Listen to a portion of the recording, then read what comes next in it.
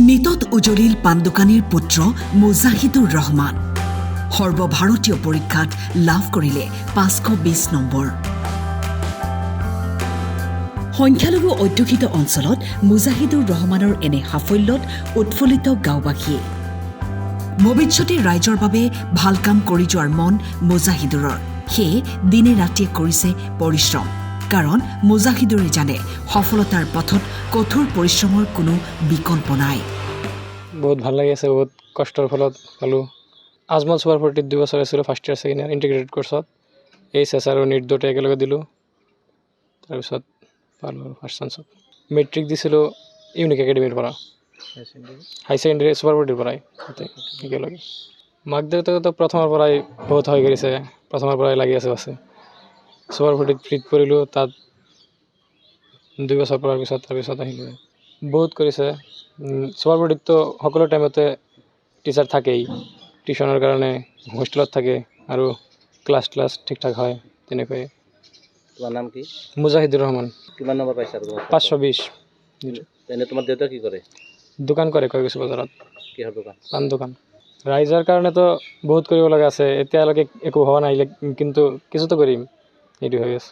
বহুত কষ্ট হৈছে, তাৰ মাজতো বহুত পঢ়াৰ সময়তো বহুত ভাবিছোঁ, তেনেকৈ তথাপিও কষ্ট কৰি আগুৱাই গৈছোঁ। হাৰটো মাৰিব নোৱাৰি। লাষ্ট টাইমত 2 বছৰ কষ্ট কৰিলোঁ, 1 মাহ আগতে এক্সিডেণ্ট হ'ল এনেকৈ। পিতৃ পান দোকানী সৰ্বতো প্ৰকাৰে চেষ্টা কৰিছে পুত্ৰৰ সপোন সঁচা কৰিবলৈ। ভাল লাগিছে দিয়ক। আপুনি কৈগেছি বজাৰত আমি দেখিয়ে থাকোঁ, এটা সৰু সুৰা পাণ দোকান কৰে। পাণ দোকান কৰোঁ, কিন্তু বহুত দিন হ'ল দোকানখন বন্ধ, 3 মাহমান হ'ল এক্সিডেণ্টৰ পিছত।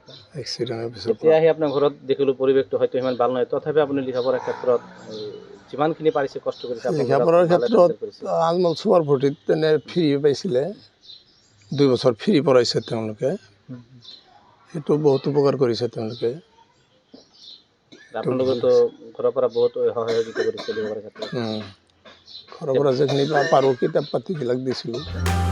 বৰপেটা জিলাৰ পাকাবেতবাৰী সমষ্টিৰ অন্তৰ্গত কয়াকুছিৰ ভৌকামাৰী গাঁৱৰ শাহজাহান আলী আৰু মমতাজ বেগমৰ পুত্ৰৰ এই সাফল্যত শুভেচ্ছা জনাইছে সকলোৱে। বিৰাট ভালেই লাগিছে, বহুত যিখিনি আশা কৰিছিলোঁ সেইখিনি পাইছোঁ। ওপৰৱালাই সেইটো সহায় কৰিছে আৰু আমাৰ গাঁৱৰ বা ৰাইজবিলাকেও আমাক মানে সহানুভূতি আৰু শিক্ষকবিলাকেও সহানুভূতি দিছে আৰু বহুত উপকাৰ কৰিছে। আমাৰ ভৱানীপুৰ BPHCৰ ABPM ছাৰেও আমাক তেনেকৈ আমি আৰু বহুত সুখী হৈছোঁ। আৰু তাৰ মাজতে আমি নিট পৰীক্ষা যেতিয়া 1 মাহ বাকী আছিল, তেতিয়া আমাৰ হঠাৎকৈ এটা অঘটন হৈ যায়। আমি দুয়োজনে মানে এক্সিডেণ্ট হৈছিলোঁ। মানে ইমানেই দুখ লাগিছিল যে কিবা হয় নাজানো, তথাপি তাক মুজাহিদুৰক কোৱা নাছিলোঁ।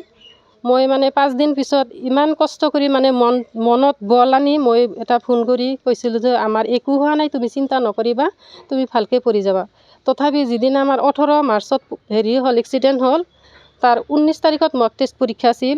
পৰীক্ষাৰ পিছত এডমিন ছাৰৰ মোবাইলেদি ফোন কৰি কৈছিলে, মা মোৰ ভিতৰত কেনেকুৱা লাগি আছে মই ক'ব নোৱাৰোঁ, এনেকুৱা হৈছিল। আৰু তথাপি ইমান মানে কষ্ট কৰিছিল, দিনে ৰাতিয়ে কষ্ট কৰিছিল। ৰোজাৰ 1 মাহটো তাই শুবই পৰা নাছিল, ৰাতিপুৱা 5টা বজাতহে শুইছিল, এনেকুৱা কষ্ট কৰিছিল। আৰু মানে সময়মতে কৰিছিল আৰু লিখা পঢ়া কৰিছিল, বহুত কষ্ট কৰিছে। এইবাৰ প্ৰথমে দিছিল, হায়াৰ ছেকেণ্ডেৰীও পাছ কৰিলে, প্লাছ নিটো দিলে, ফাৰ্ষ্ট চান্সতে পাই গৈছিল। News desk, time 8।